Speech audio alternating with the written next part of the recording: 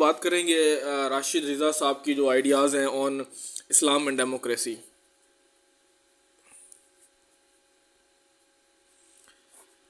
Islam and democracy, अब इनके ऊपर क्या आइडियाज़ हैं, क्या थॉट्स हैं, वो हम देखते हैं। तो जैसे कि इससे पहले जो प्रीडिसेसर्स थे,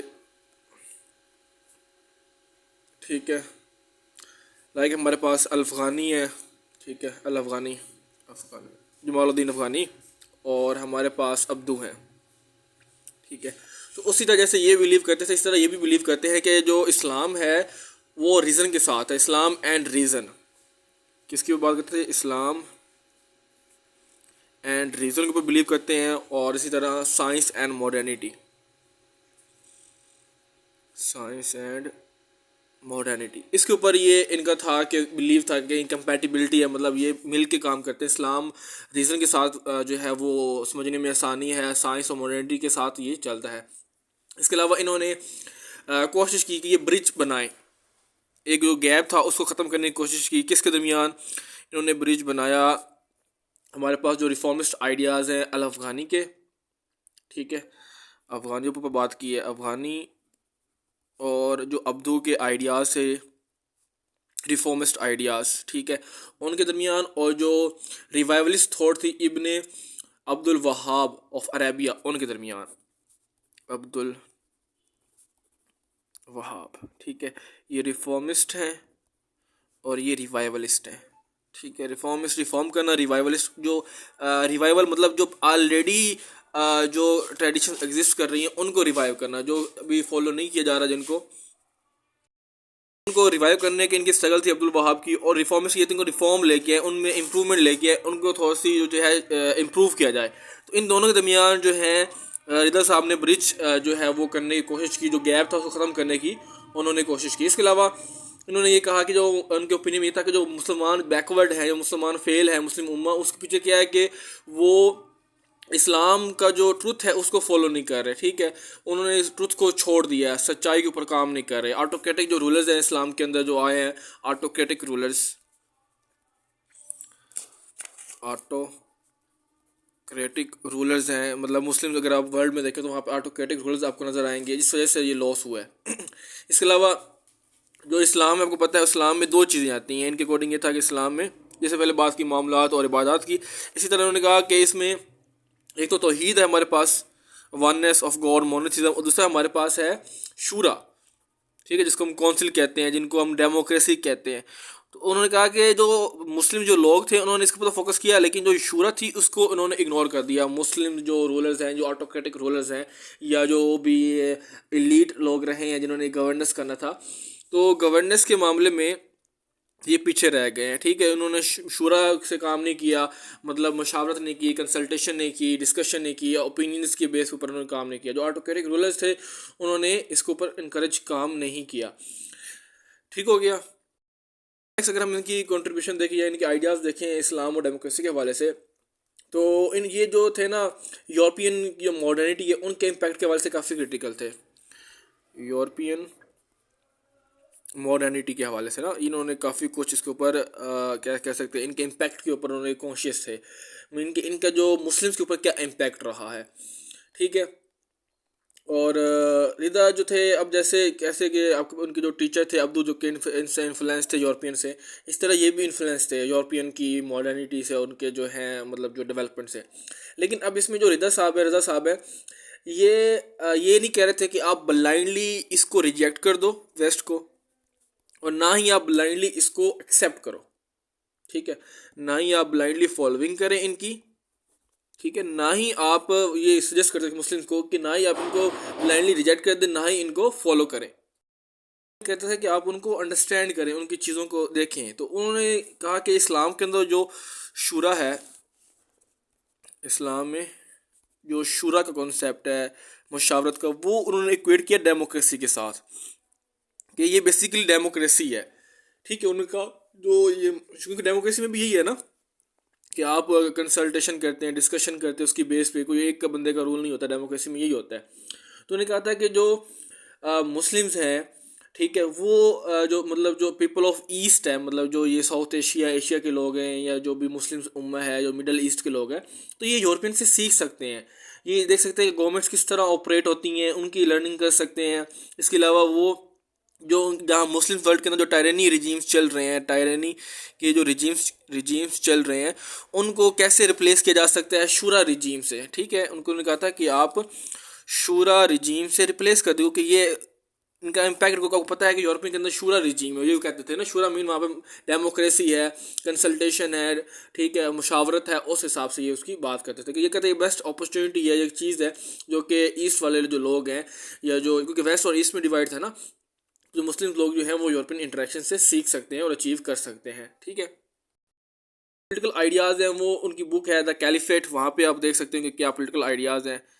कैलिफेट द खिलाफत जिसे हम कहते हैं, अल खलीफा, ठीक है, अल खलीफा, ठीक है, वहाँ पे इनके जो पॉलिटिकल आइडियाज़ है आपको नज़र आ सकते हैं, जिसमें उन्होंने डेमोक्रेसी की बात की कि इस्लामिक लैंड में, आइलैंड्स में जो है डेमोक्रेसी होनी चाहिए। ठीक है, क्योंकि पता सोशो सिविक पॉलिसी जो है इस्लाम ने फाउंडेशन दी हुई है, कि किस रूल्स दिए हुए हैं, कि ओपिनियंस की बात की है इस्लाम ने, कि आप ओपिनियन दे सकते हैं अपना, ठीक है, सोशल सिविक पॉलिसीज़ के हवाले से। इसके अलावा इस्लाम ने इज्तिहाद की बात की हुई है, क्योंकि जो with the passage of time जो चीज़ें चेंज होती हैं विद द प्लेस, तो उन्होंने बताया कि जो नॉलेज की डेवलपमेंट है उसके लिए इस्लाम ने ऑलरेडी फाउंडेशंस डाली हुई हैं, ऑलरेडी उन्होंने इस्लाम ने काफ़ी कुछ जो है वो कंट्रीब्यूट किया हुआ है। उन्होंने ये कहा कि जो अथॉरिटी है वो बिलोंग करती है उम्मा के साथ। इस्लाम में ना उन्होंने कहा अथॉरिटी बिलोंग्स टू उम्मा। क्यों? क्योंकि आपको पता है कि जो उम्मा है उसी ने तो डिसीजन मेकिंग करनी है, उम्मा ने क्या करनी है, डिसीजन मेकिंग करनी है। ठीक, और वो डिसीजन मेकिंग कैसे होगी, वो होगी थ्रू शूरा, शूरा के ज़रिए होगी, मशावरत के ज़रिए होगी। तो इस हिसाब से जो अथॉरिटी है वो बिलोंग्स टू उम्मत है, बिलोंग्स टू पीपल है, बिलोंग्स टू डेमोक्रेसी है, ये उसकी बात करते। तो कहते हैं गवर्नमेंट जो होगी वो रिपब्लिक होगी, उन्हीं अपनी जो इसके इनके जो पोलिटिकल आइडियाज़ हैं राशिद साहब के, उसी में ये बात करते हैं कि जो गवर्नमेंट है वो रिपब्लिक होगी। ठीक है, कहते थे कि जो इस्लामिक स्टेट होगी, या जो भी जो इस्लाम के अंदर जो उनकी स्टेट होती है, जो भी जो जो गवर्नमेंट होती है, पॉलिटिकल गवर्नमेंट, तो उसमें जो रूलर है उसको फेवर नहीं देनी चाहिए। कोर्ट ऑफ लॉ के अंदर कोई इशू बनता है तो रूलर और लेमैन इक्वल है। आप ये ना करें कि जो रूलर है उसको फेवर दें, उसको फर्स्ट प्रायोरिटी दें, और लेमैन को आप जो इग्नोर कर दें। वो कहते हैं कि जो रूलर है उसका काम बस यही है कि वो शरिया को और लोगों की विल को इम्प्लीमेंट करे। ठीक है, वो इस वजह से एम्प्लॉय किया गया ना, उसका पर्पस यही है कि वो रिलीजन को जो है वो प्रिजर्व करे और जो पब्लिक इंटरेस्ट है उसको जो है वो सर्व करे। तो इस हिसाब से ये दोनों मतलब कहते हैं कि बराबर है, इनमें ये कोई डिफरेंस नहीं है। कोई गलती करता है तो उसको उतना ही सज़ा मिले जितनी एक लेमैन को सज़ा मिलती है। ये चीज़ें जो पॉलिटिकल गवर्नमेंट है, जो पॉलिटिक्स के हवाले से जो राशिद रिज़ा साहब यही कहते हैं कि यार कि जो 19वीं सेंचुरी के जो इस्लामिक रिफॉर्मर्स हैं, या जो भी ये हैं, करते हैं कि जो वेस्टर्न डेमोक्रेसी है वो इस्लामिक आइडियल से कन्फ्लिक्ट नहीं कर रही। वेस्टर्न डेमोक्रेसी ही इस्लामिक आइडियल्स के अंदर आती है, मतलब वो उसके अंदर इंक्लूड है। ठीक है, वो कहते हैं मुस्लिम वालों के पास कोई ऐसी रीज़न नहीं है कि वो वेस्टर्न साइंस और मॉडर्निटी को रिजेक्ट कर सके। उनको एक्सेप्ट करना पड़ेगा, उसको फॉलो करना पड़ेगा, उसको मतलब इम्प्लीमेंट करना पड़ेगा। तो मुसलमानों में कोई ऐसी जवाज़ नहीं है, कोई ऐसी रीज़न नहीं है कि वो मॉडर्निटी को और वेस्टर्न जो उनकी साइंस है उनको रिजेक्ट करें। तो वो जो एज रीज़न बनाना कि वो वेस्टर्न इस वजह से उनकी बात नहीं मानेंगे, तो वो कोई लॉजिकल बात नहीं है। ठीक है, तो ये कह रहे थे कि जो मुसलमानों की अंडर डेवलपमेंट है वो इसी वजह से अंडर डेवलपमेंट है, क्योंकि मुस्लिम जो कंट्रीज़ हैं वहाँ पे आपको डेमोक्रेटिक आइडियल्स नहीं मिलेंगे। डेमोक्रेटिक आइडियल्स मीन वहाँ पे आपको टॉलरेंस नहीं मिल रहेगी। ठीक है, आपको वहाँ पे जो है टॉलरेंस के अलावा रूल ऑफ लॉ नहीं मिलेगा, इक्वलिटी नहीं मिलेगी, जस्टिस नहीं मिलेगी, लोगों की पार्टिसिपेशन नहीं मिलेगी पॉलिटिकल और सोशल अफेयर्स के अंदर। ठीक है, तो मुस्लिम वर्ल्ड के अंदर आपको ये नज़र नहीं आएगी, बल्कि मुस्लिम आप कंट्रीज जो देखोगे, मुस्लिम वर्ल्ड देखोगे, तो वहाँ पे आपको अथॉरिटेरियनिज्म नज़र आएगा। ठीक है, जो कि इस्लाम के बिल्कुल कॉन्ट्राडिक्ट करता है। तो इस वजह से उन्होंने कहा था कि अगर मुस्लिम कंट्रीज़ ने डेवलपमेंट करनी है, प्रोस्पेरिटी को अटेन करना है, तो उनको पार्टिसिपेटरी डेमोक्रेसी को फॉलो करना पड़ेगा। पार्टिसिपेटरी जो डेमोक्रेसी है या डेमोक्रेटिक ऑर्डर है उसको फॉलो करना पड़ेगा। ठीक है, करेंगे पॉलिटिकल आइडियाज़ की फिफ्थ जो पॉइंट था। अब हम ये बेसिकली इसको डिस्कस करेंगे डिटेल में, political ideas of Rashid Riza. Political ideas में बेसिकली ये 5 से 6 बातें मेरे ख्याल से। तकलीद के ऊपर ये उसने बात की है, तकलीद। इसके अलावा रिवाइवल है। ठीक है, इसके अलावा सेकुलरिज्म है, सेकुलरिज्म, ज़ायोनिज़म है। ठीक है, ज़ायोनिज़म के बाद हमारे पास इस्तिशान है, एक इस्तिशान। इसके बाद रिबा के ऊपर इनका जो है वो हम देखेंगे, 6 हो गया। इसके अलावा हमारे पास है एंटी कॉलोनियलिज्म, एंटी कॉलोनियलिज्म और फ्रीमेंसरी है, फ्रीमेंसरी। अब ये इनके पॉलिटिकल आइडियाज़ हैं जिनको हम डिटेल में डिस्कस करेंगे। तकलीद के ऊपर वो क्या कहते हैं, रिवाइवल के ऊपर क्या कहते हैं, सेकुलरिज्म, ज़ायोनिज़्म, एट्सेट्रा एट्सेट्रा। ठीक है, अब हम देखते हैं इसको बारी बारी। पहला जो आइडिया है वो है तकलीद का। ठीक है, तकलीद के ऊपर इनका क्या पॉइंट ऑफ व्यू है। ऊपर यही था कि राशिद रिदा साहब कहते थे कि आपने ब्लाइंड फॉलोइंग नहीं करनी। ठीक है, वो सलाफिज़म को सपोर्ट करते थे। ठीक है, सलाफिज़म, जो सलाफ की जो उनकी जो सलाफ होते हैं, जो पाइस एंसेस्टर्स हैं, जो नेक लोग हैं, उनकी जो ट्रेडिशन या उनकी जो बातें हैं उनको आप फॉलो करें।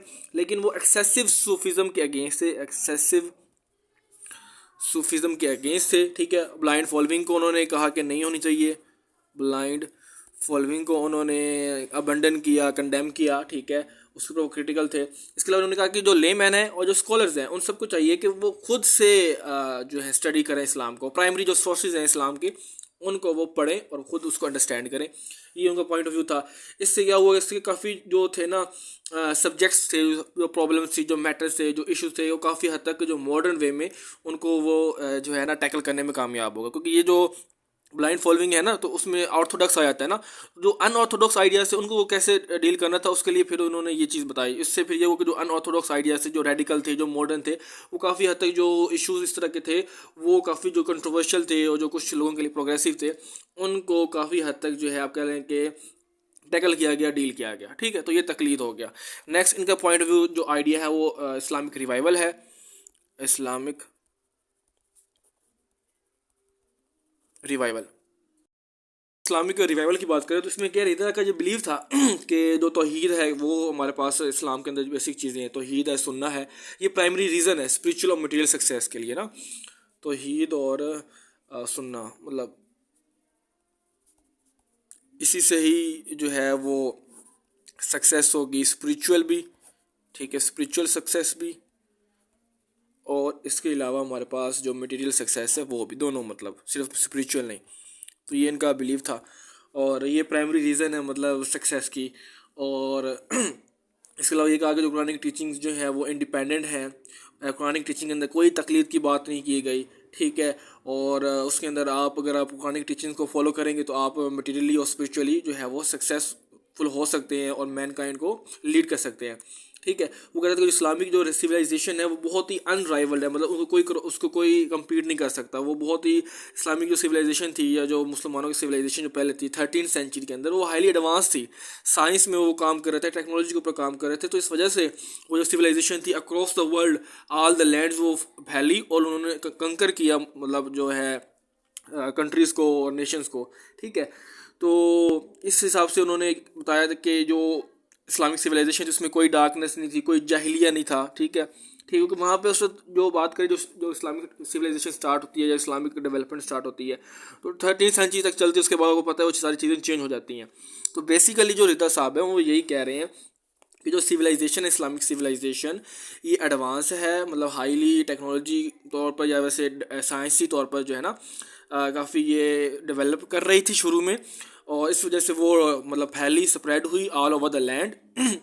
और वहाँ पे कोई ऑपरेशन नहीं था, ऑपरेशन मतलब कोई जुल्म नहीं था, कोई जहलिया नहीं था, डार्कनेस नहीं थी, इनलाइटनमेंट थी। इस वजह से वो जो थे वो सक्सेसफुल थे। लेकिन फिर क्या हुआ बाद में 13th सेंचुरी में, क्या हुआ, जो इस्लामिक कैलिफेट थे उनका डिक्लाइन स्टार्ट हो गया। ठीक है, 13th सेंचुरी के एंड में, क्योंकि जो अरब रूल था वो ख़त्म हो गया। जो अरब रूल था वो 13th सेंचुरी में सीज्ड हो गया, मतलब ख़त्म हो गया, और जो पावर थी वो नॉन अरब्स के पास चली गई, नॉन अरब्स के पास चली गई। तो जिस वजह से जो नॉन अरब्स थे उन्होंने सुन्ना को अबंडन कर दिया, सुन्ना को फॉलो नहीं किया। ठीक है, और जो नॉन अरब्स थे इन्होंने सुपरस्टिशंस के ऊपर बिलीव किया, सुपरस्टिशंस के ऊपर इन्होंने बिलीव किया।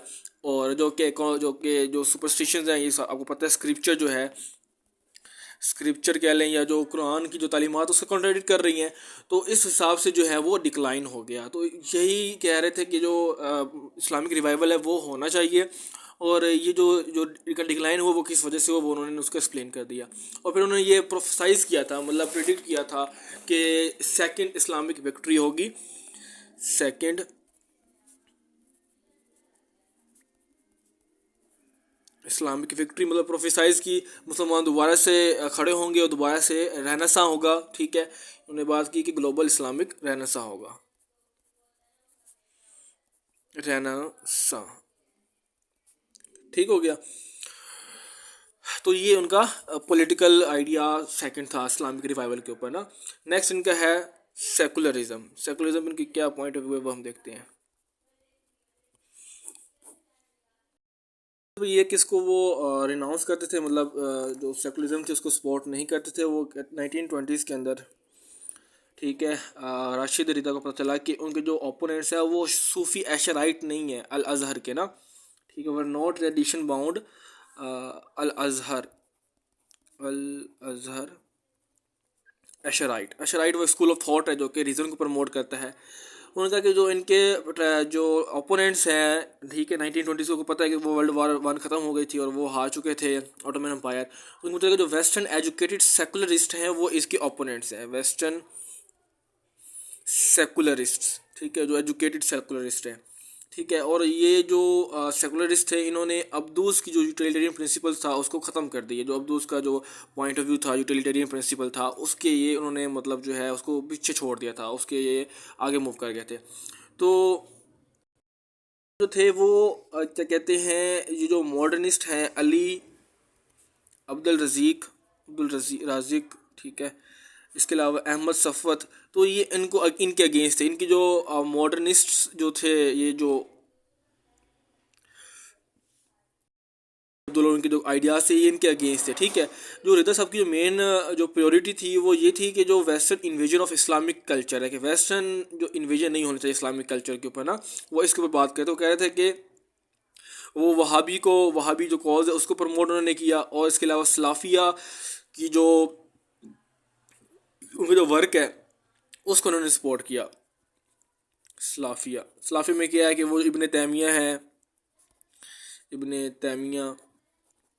ठीक है, इसके अलावा हमारे पास इब्ने क़य्यूम है, इब्ने क़य्यीम।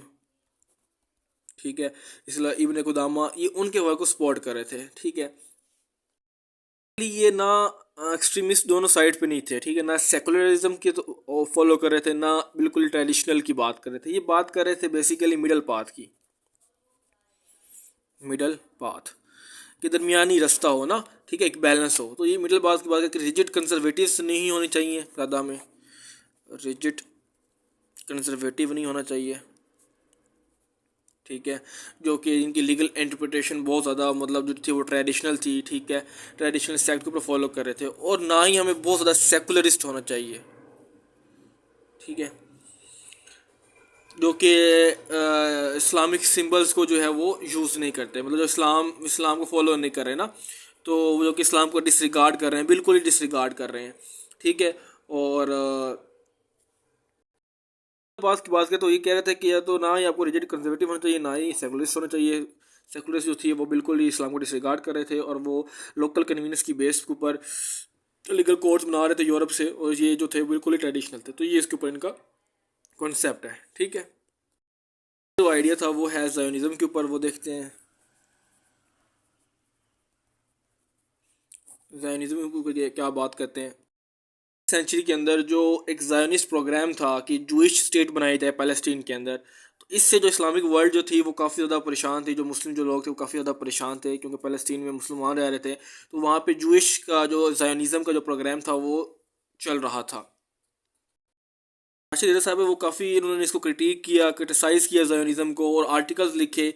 ठीक है, और जिसमें उन्होंने जो 1898 की जो मूवमेंट्स हैं, 1898 की जो मूवमेंट्स हैं, ठीक है, उसको उन्होंने कंडेम किया। जो जो ज़ायनिस्ट की जो मूवमेंट थी उनको उन्होंने कंडेम किया, और वार्न किया कि जो जो ये जो जूइज़ हैं जो कि मोबिलाइज्ड हैं ज़ायनिस्ट के थ्रू, तो ये जो फ़लस्तीन में माइग्रेट कर रहे हैं, यूरोपियन के अप्रूवल से माइग्रेट कर रहे हैं, तो ये फ़लस्तीन के लिए ख़तरा है। इनको मतलब फ़लस्तीन जो मुस्लिम लोग हैं उनको कंसर्न होना चाहिए, और उनको देखना चाहिए कि जो ज़ायनिस्ट जो लोग हैं जो कि फ़लस्तीन में आ रहे हैं, तो ये सही नहीं है। ठीक है, तो उन्होंने कहा कि उन्होंने अर्ज किया अरब्स वालों को कि वेकअप कॉल दी उनको कहा कि आप ज़ायनिस्ट के अगेंस्ट जो है वो एक्शन लें। ठीक है, और इसके अलावा उन्होंने जो ज़ायनिस्ट मूवमेंट के जो लीडर्स थे उनको कोट किया, और कोट करते हुए वार्न किया कि जो इस मूवमेंट का जो गोल है वो ये है कि वो एक ज़ायनिस्ट स्टेट बनाएंगे फ़लस्तीन के अंदर। तो ये मतलब कि इन्होंने काफ़ी ज़्यादा ज़ायनिज़्म को क्रिटिसाइज़ किया कि जो उनकी मूवमेंट्स चल रही थी, और अरब लोगों को कहा कि आप इनके अगेंस्ट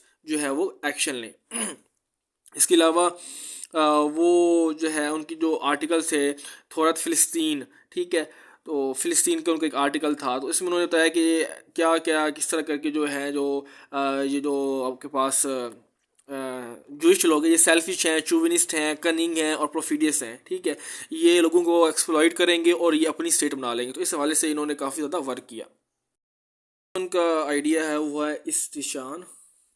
इस्तिशान मीन पब्लिक इंटरेस्ट, इसको आप कह सकते हैं, ठीक है। इसके अलावा मसाला भी कह सकते हैं, मसाला, मसाला मतलब लोगों की खिदमत, लोगों की डेवलपमेंट। इसमें क्या है बेसिकली, जो इस इस्तिशान है, इसका मतलब ये है कि आपने वो रूलिंग देनी है, वो आपने डिसीजन देना है, वो आपने बात करनी है जो कि कम्युनिटी के बेनिफिट के लिए होगी। जहाँ पे कम्युनिटी का बेनिफिट कंफर्म्ड होगा तो फिर वो आप चीज़ अलाउ कर सकते हैं इस्लाम के अंदर ना, वो जो है वो इस्लाम की स्पिरिट है और वो उसको यूज़ करना चाहिए। तो ये इसको कहते हैं इस्तिशान, ठीक है, पब्लिक इंटरेस्ट को देखना, कम्युनिटी के ग्रेटर बेनिफिट को देखना, ठीक है। अब इसमें क्या कहते हैं, इसमें ये पता चलता है कि जो भी अगर हम इनकी जो राशिद रिज़ा साहब हैं, इनकी लीगल राइटिंग्स को हम पढ़ें तो हमें ये पता चलेगा कि शरिया जो है वो एक प्रॉपर जो शरिया इस्लाम जो है प्रॉपर लीगल स्ट्रक्चर दे रहा है इस्लामिक सोसाइटी के लिए, ठीक है। वो अपने आर्टिकल्स में लिखते हैं, अलमनार में, debates between reformer and स्लैविश imitator. तो इसमें कहते हैं कि जो इस्लाम है, ठीक है, उसमें एक तो मामलात जो हैं वो जनरल करेक्टर की है, मतलब आपको पता था कि इबादत है, एक मामलात है, ठीक है। वही दोबारा से वही चीज़ आ जाएगी, यहाँ पे मैं लिख देता हूँ शरिया, ठीक है, इसमें इबादत और मुआमलात, ठीक है। तो इसमें ये कह रहे हैं कि जो आपके पास मुआमलात हैं, ठीक है, जो कि आपके सोशल ट्रांजैक्शन जिसको हम कहते हैं, वो जनरल करेक्टर के हैं, मामलात के हैं, जनरल करेक्टर के हैं। मीन कि ये बिल्कुल कोई फिक्स नहीं है, जो सेम रहेंगे, ये with the passage of time change होंगे और आपने उसको उसके according with the passage of time, place, generation और कंडीशंस के अकॉर्डिंग आपने इसको जो है वो रिफॉर्म करना पड़ेगा या उसके अंदर चेंजेस लानी पड़ेंगी ना।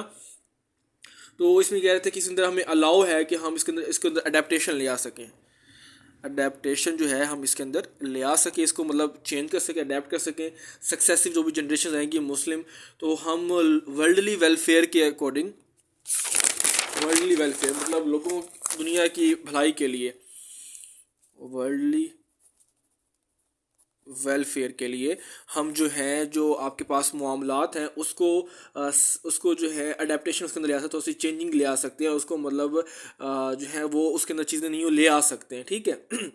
वो कहते हैं जो इबादत हैं, ठीक है, वो नहीं चेंज होंगी, वो जो जैसी हैं वो हमेशा वैसी रहेंगी। जो इबादत जो हैं जो कि जिसमें आपके रिचुअल और वर्शिप आती है, आपकी इबादत आती हैं, तो वो कहते हैं कि ये जो गवर्निंग इनकी जो मैटर्स हैं ये इसमें आप इंटरप्रेटिव चेंज नहीं ले आ सकते, इसमें इंटरप्रेटिव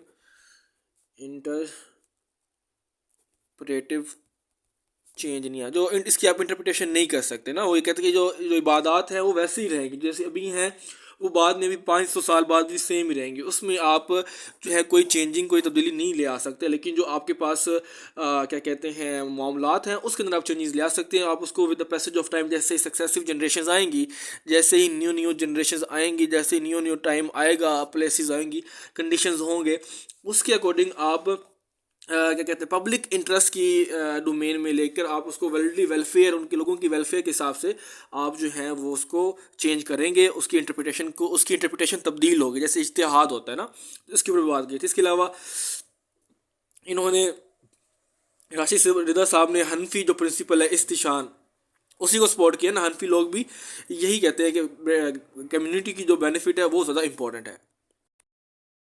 बाकी इसके अलावा जो हमारे पास मेडिवल जूरिस्ट हैं जैसे अल कराफी है, इब्न तैमिया है, ठीक है, अकॉर्डिंग टू ये, तो ये इस्तिस्लाह को बात करते थे, ठीक है, और वो कहते थे कि ये लॉजिकल एक्सटेंशन है कियास की, जो हम इस्तिशान की बात कर रहे हैं, इस्तिस्लाह की बात कर रहे हैं। यहाँ पर लिख देता हूँ इब्न तैमिया,